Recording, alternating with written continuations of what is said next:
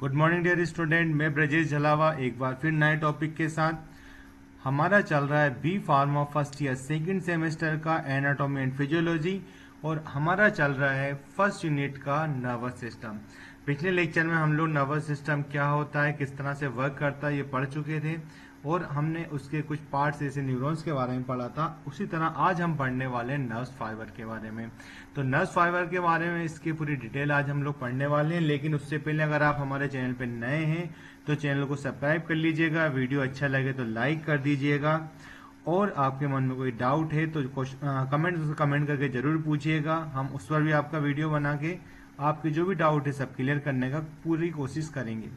तो चलिए आज का वीडियो शुरू करते हैं। तो आज का हमारा टॉपिक है नर्व्स फाइबर। जैसे कि आपको नाम से समझ में आ रहा है कि नर्व्स फाइबर यानी कि यहाँ पे किसी फाइबर के बारे में अपन लोग बात करते हैं। अब फाइबर से आपको पता हो लग गया होगा कि nerves fibre are the long extension of neurons, यानी कि जो भी हमारा न्यूरॉन्स होता है उस न्यूरॉन्स को क्या होता है, इसका जो एक्सटेंशन होता है, यानी कि इसको हम लोग बढ़ाएंगे। लंबा सा अपन ने इसको किया था कि ये ज्यादा से ज्यादा बॉडी में फैला हुआ रहेगा और जितना ज़्यादा फैला रहेगा उतने ही ज़्यादा ये जो भी इम्पल्स हैं या जो भी अपना मैसेज है उसे रिसीव करेगा और आगे पहुंचाने का काम भी करता है।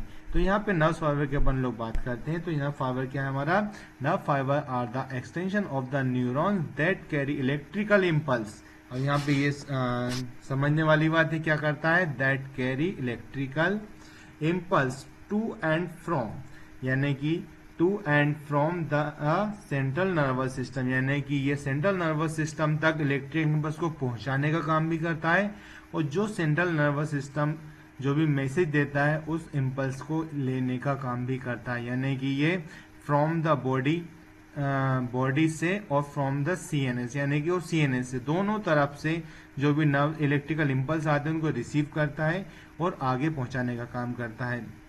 They can be myelinated and unmyelinated, ये माइलिनेटेड भी हो सकता है, अनमाइलिनेटेड भी हो सकता है। And they differ in diameter, आप ये नहीं कह सकते कि सभी न्यूरॉन्स का size, shape, structure, function same होगा, ये सब कुछ अलग अलग हो सकता है। यहाँ पे हम लोग यही बात कर रहे हैं कि क्या है यहाँ पे, दे डिफर, ये डिफरेंट है, they differ in diameter, conduction velocity and function, यानी कि सभी नर्व फाइबर की अपन लोग बात करें तो ये अलग अलग स्ट्रक्चर के, अलग अलग डायमीटर के, अलग अलग फंक्शन के हो सकते हैं। अगर हम इसके स्ट्रक्चर की अगर बात करेंगे यहाँ पे, तो स्ट्रक्चर की बात करेंगे यहाँ पे, structure of a nerve fibre. तो इसके स्ट्रक्चर में क्या होते हैं, इसके डिफरेंट पार्ट्स होते हैं। जैसे कि अपन लोग बात करते हैं, सबसे इसका पहला पार्ट होता है एक्सोन। ये क्या होता है, लंबा होता है और ये क्या करता है कि जो भी हमारे इम्पल्स को क्या करता है, कंडक्ट करने का काम करता है। माइलिन सीथ की अपन लोग बात कर रहे थे, तो हमने जब न्यूरॉन्स पढ़ा था तो जो हमारा एक्सोन था इसके चारों ओर क्या था, एक लेयर, एक फैटी लेयर थी जो कि इसे कवर करे हुई थी, यही अपनी क्या थी, माइलिन सीथ थी। तो ये क्या करता है कि जो भी इम्पल्स यहाँ पे आते हैं एक्सोन में तो ये इसको स्पीडली मूव कराने में सपोर्ट करती है। नेक्स्ट अपना था नोड ऑफ रेनवेयर। यहाँ पे नोड ऑफ रेनवेयर क्या हो गया, यहाँ पे जो भी हमारे न्यूरॉन्स थे अपन ने पढ़ा था किस तरह के न्यूरॉन्स है जिनके बीच का जो गैप था, इस गैप की जो हम लोग बात करें तो ये जो यहाँ पे इम्पल्स को कंडक्ट कराने का काम कर रहे हैं वो हमारा क्या होता है, यहाँ पे रेनवेयर नोड्स होती है।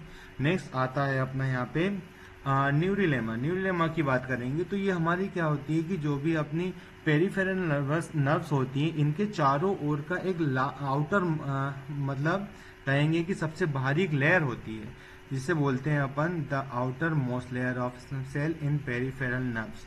ये पेरिफेरल नर्व्स की आउटर सेल होती है। नेक्स्ट अपना आता है यहाँ पे इंडोन्यूरियम की बात करेंगे यहाँ पे, तो ये कनेक्टिव टिश्यू होता है जो कि क्या करता है कि जो भी हमारे नर्व फाइबर होते हैं इसके इंडिविजुअली जो नर्व फाइबर जैसे अपन लोग बात करते हैं किस तरह से अपने फाइबर्स होते हैं, इसके एक न्यूरॉन रहेगा उसमें फाइबर तो काफ़ी रहेंगे, इस तरह से फैला हुआ रहता है।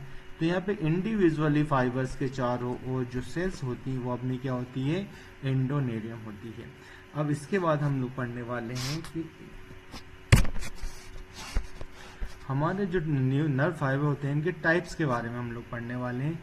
तो यहाँ पे नर्व फाइबर के टाइप की बात करेंगे तो टाइप से यहाँ पे होगा जो इसका आज हम टाइप पढ़ेंगे अकॉर्डिंग टू फंक्शन, यानी कि जो हमारे नर्व फाइबर होते हैं इनके जो वर्क रहेंगे उसके अकॉर्डिंग हम इसका क्लासिफिकेशन पढ़ेंगे।